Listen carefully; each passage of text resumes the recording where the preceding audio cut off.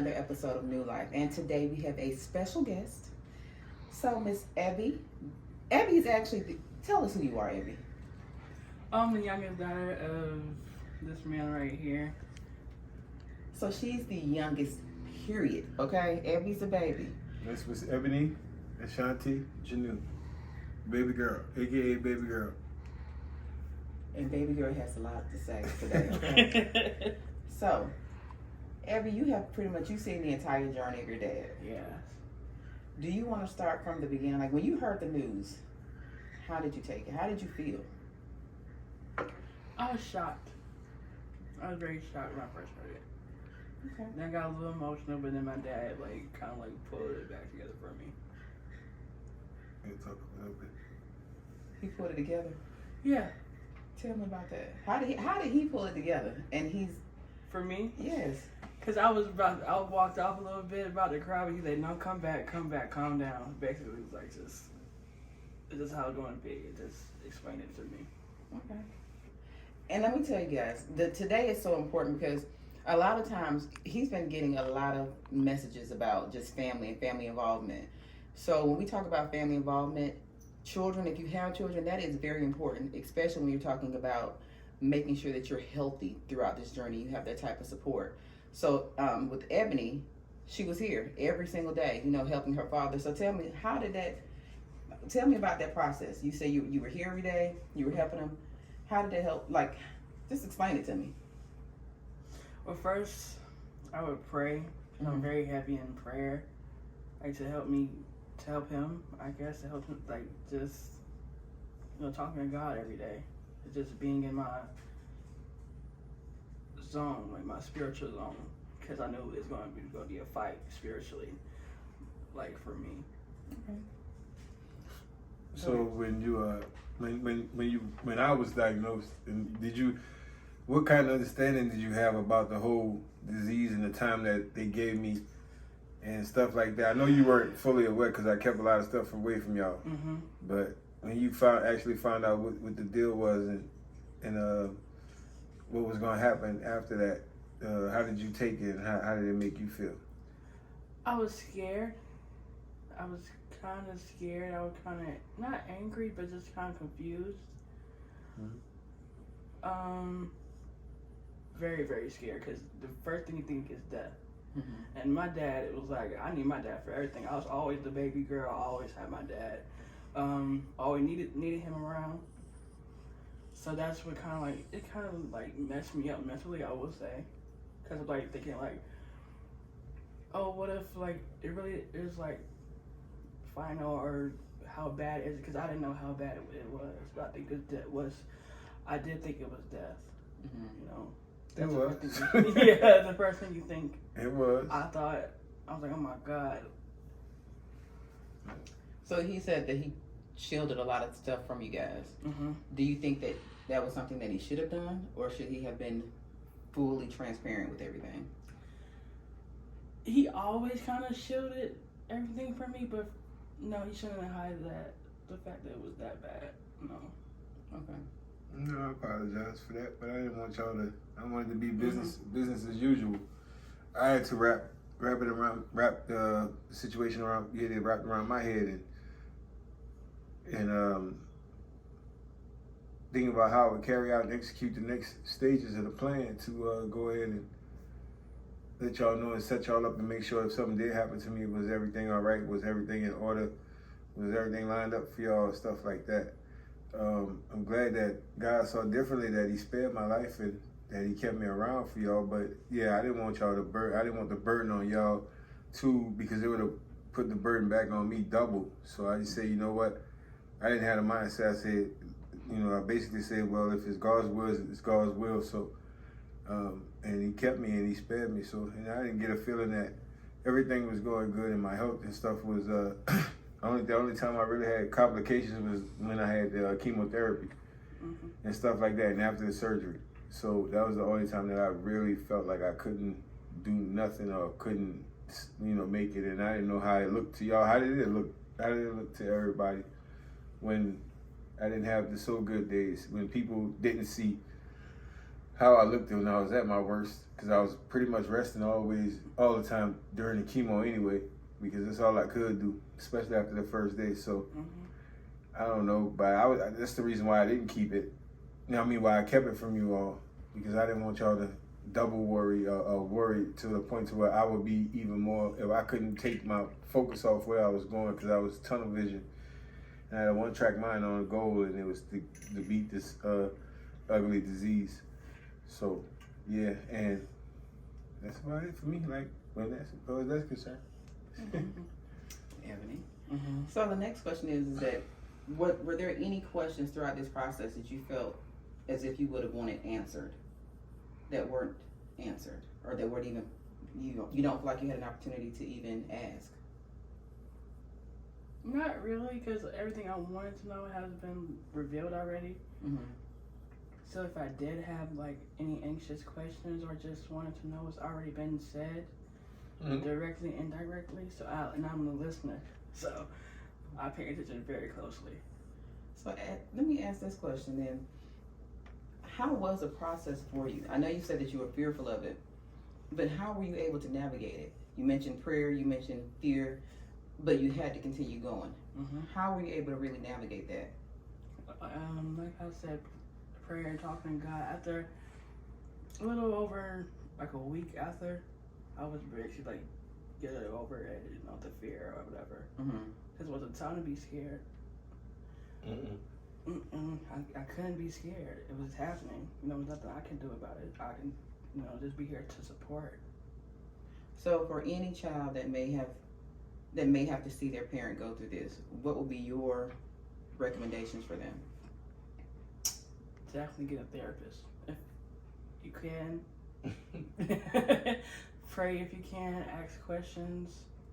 Just be there. Just be supportive. It's going to be hard. It's not going to be easy. Your parent's going to have to, not be a parent, but just have to be selfish for a little bit, and rightfully so, because this is huge. Just trying to be unselfish. Oh, that was very mature. Very much so. Yeah. All right. Hey, man. I got to raise good children. Of course, I'm an advocate for therapy. Tell me, why would you say that therapy would be recommended for the children that are going through this? Because it's a lot of emotions. Your parents is like your first God. Your parents are your everything, especially if you have a good parent. You want them around. Am I a good parent? Of course. Oh, all right. No, I thought I was bad. Some people think I'm bad, so I don't. No. Shit, I don't know. Shit, I try to do what I could do.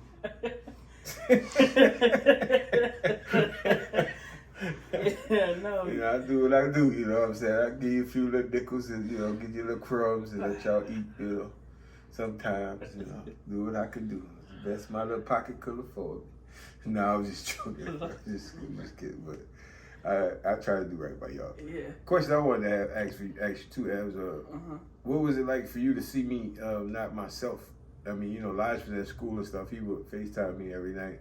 Sometimes I didn't even know he was damn FaceTime, and I was asleep, and he was FaceTime filming me like I'm a corpse or something. But it's all cool. But I'm saying, how did it feel? You were actually in the house with me, and you actually see me day by day, even though I tried like to keep you away from the stuff, especially when I was going through it and I couldn't do stuff. But you had to come in and give me my water and give me my soup and all that stuff too. So what was that like to see me, not me, so to speak, and then the shell of myself, especially when I was shedding and I lost all my hair and I was losing weight and stuff like that, and looking like a skeleton. Turned purple. Yeah, it was turning purple. Yeah. It was not shocking. Different. It would change. I really couldn't think about anything. It just changed. Because he would always make jokes, just be him, like be his old self. So it wasn't much different. It was just like shocking. Okay, this is really real. Basically. Was there ever a moment, like, what was one of the toughest moments during this entire process for you? Finding out it was stage 4. Okay. Actually, finding out it was actually stage 4 cancer. Did you do a lot of research? Me knowing you research a lot of things. Mm-hmm. What made you not research this?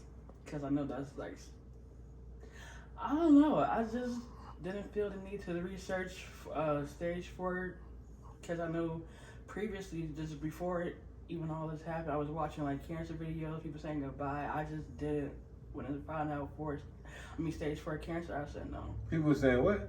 They were saying goodbye. Like their own families. Right. I'm just saying like, oh, okay. So it was Like- already in your. So you were actually watching those type of videos before finding out that your dad had cancer. Mm-hmm. Never knew that. Me neither. This is the first time. It's my first time. I always used to watch, so I don't know why. It was Mhm. just very weird. That's something you probably felt. God probably gave you that vision Yeah. for you to see and carry out.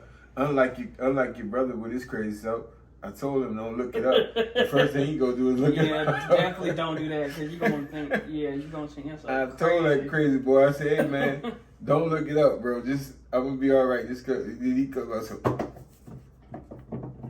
all that, but nah, it's all good. So a lot of times when you encounter individuals who have this type of massive cancer, Mhm. they say that sometimes they're mean or difficult to get along with. Was there or just the whole process? If there was something that you could have changed during this process, what would it have been?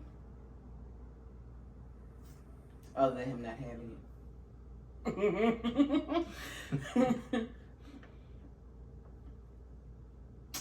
I really can't think. I think after his surgery, I don't know if it was after or before, Mm-hmm. but he was eating, how his eating was. I was very irritated because he was getting, I don't know, like his snacks was coming back. It's just like the different stuff. I was I getting mean, very, my snacks.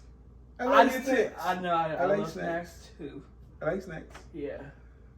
But it was just, The only reason the only reason why my snacks was coming back, like, because my doctor told me, she encouraged me to get back to normal living, so to speak. But I still they ain't come back like that. Uh-huh.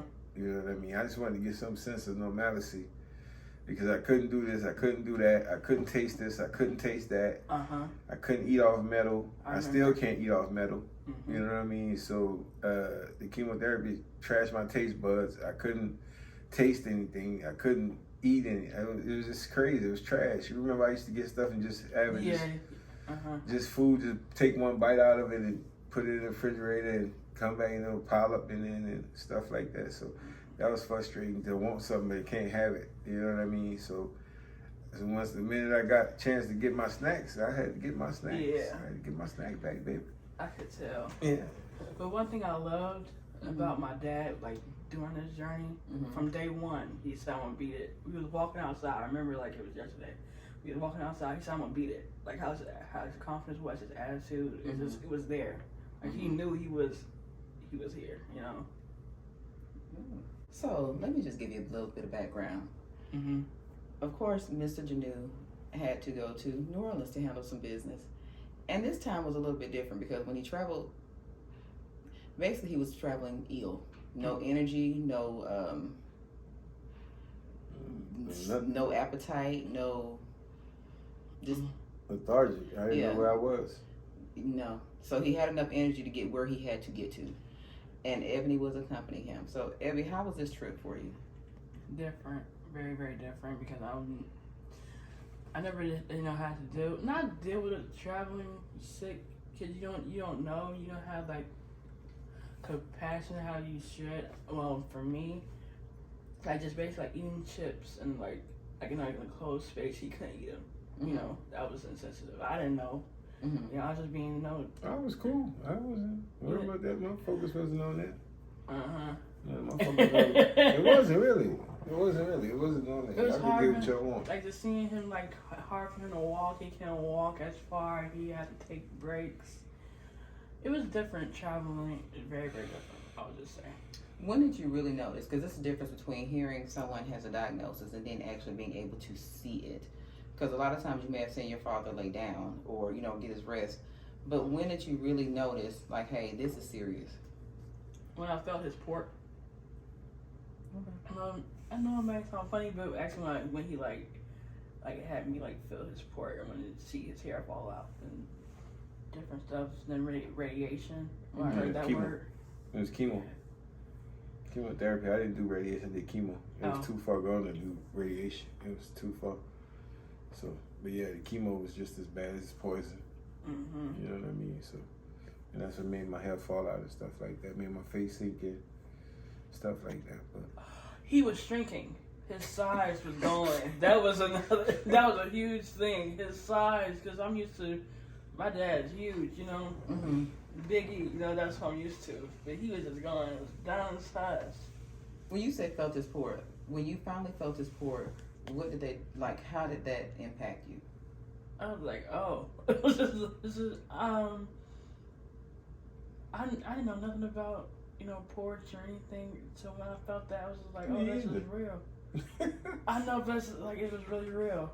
I don't know what, I can't explain it.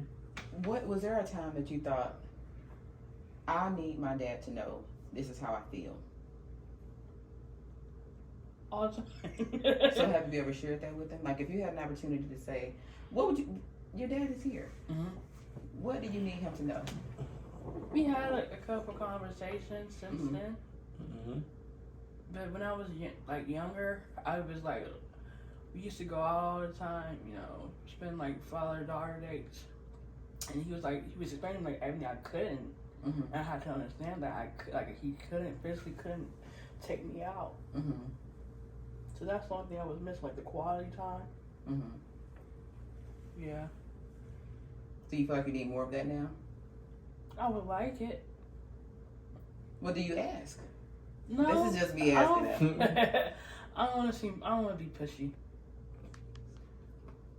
Push you out, girl. You work. You live with me. You work I out know. with me. You work out in the morning with me. What you talking about? Push. You push. You live across the hall from me. You right across the hall from me. And speaking of working out, I'm glad you mentioned that. That was a good segue for me. Mm-hmm. One of the things on this journey you've seen him, especially after his surgery, working out. That's been a very key, impactful time for him just to make sure that he's healthy to carry on. Now you've joined the journey. Mm-hmm. How has this process been for you? What took you a long time to join the journey? Okay, so I went away for 4 months, Mhm. September to December. Mm-hmm. Well, he just got out of surgery when I went away. So I was just, went off.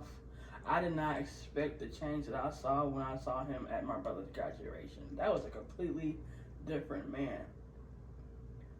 I was like, who is this?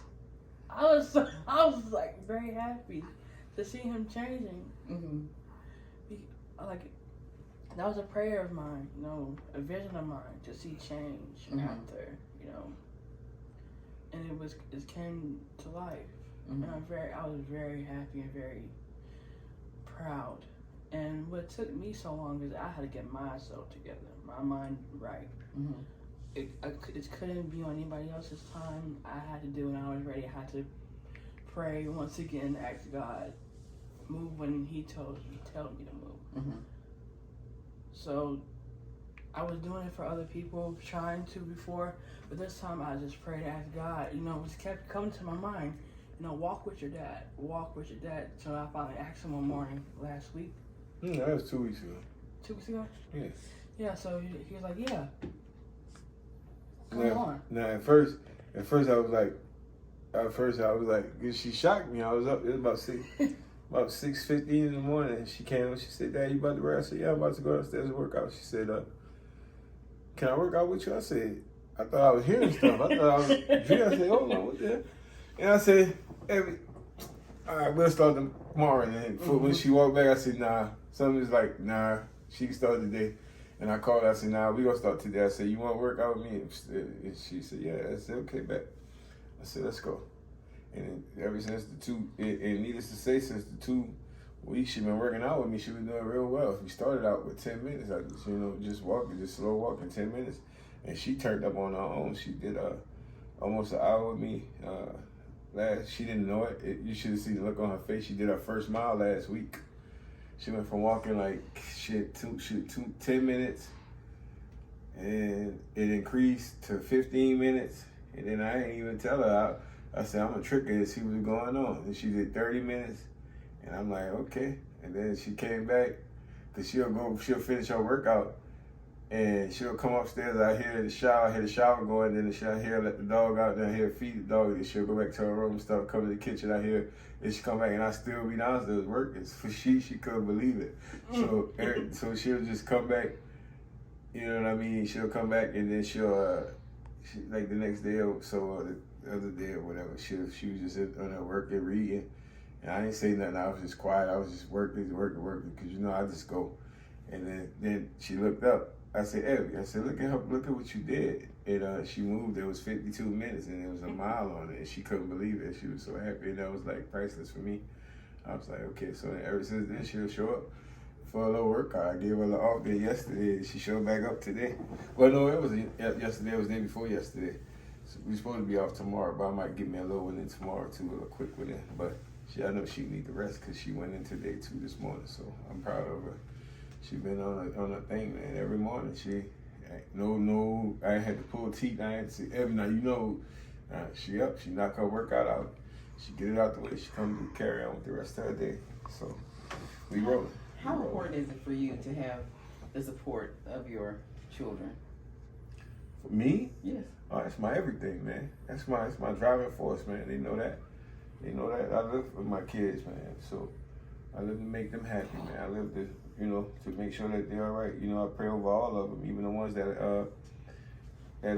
we currently not, you know, seeing eye to eye. You know what I mean? Like my oldest 2 boys are not, you know, currently seeing eye to eye, and you know, I try to keep it as real as possible. And then they'll figure it out. My prayer is to ask God to let His will be done in that situation, and they'll come around.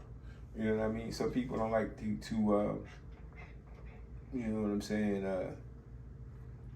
just, you know, listen. Sometimes they think they're older, you know, once you get older, they think they know. Even I had that with my dad as well, but I've always stayed grounded and rooted in what he told me. And I listened, I try to stay close to what he told me and you know, his teachers. And some people just got to go off and find their way, and then they come back like the prodigal son. So it's cool. I mean, so, but yeah, my kids mean everything to me, man. And I do it for them. If it wasn't for them, I didn't, you know, they give me something to work for and fight for. So everything I do is geared towards my kids, man. And you know, being somebody that they could be proud of and somebody that they could look up to and stuff like that. Because my kids they know me. So I don't got to be one way where I'm raw as uncut. They'll tell you my dad's a real one. You don't hold his tongue back. He gonna tell you what he got to tell you. But he know at the end of the day, if my dad gonna help me and he got my back 1,000% if they need me. So there's no ifs, ands, or buts about that. So I don't have a doubt about that. So, but yeah, my kids are everything. That's number 1 on my agenda. Okay. Mm-hmm. Now, Abby, number 1, I know you're here today by yourself, but you know you're gonna have to come back with a couple of your siblings, okay? So, is there anything that you want to ask your dad as we get ready to close it in? Or anything you want to say? You can say you love me, joking, or something. You can say something like the love. I do love you. See what I'm talking about? I do love you. See what I'm talking about? See what I'm talking about? That's Is there anything that you want to say that you're not coerced into saying? That was coerced. That is low down to the ground. No, I mean the children of cancer supporters. It's a journey. It's a long journey. It's a painful journey, but it's rewarding. Just pray. Yeah, I think with God's help, man, I think we turning the corner, man.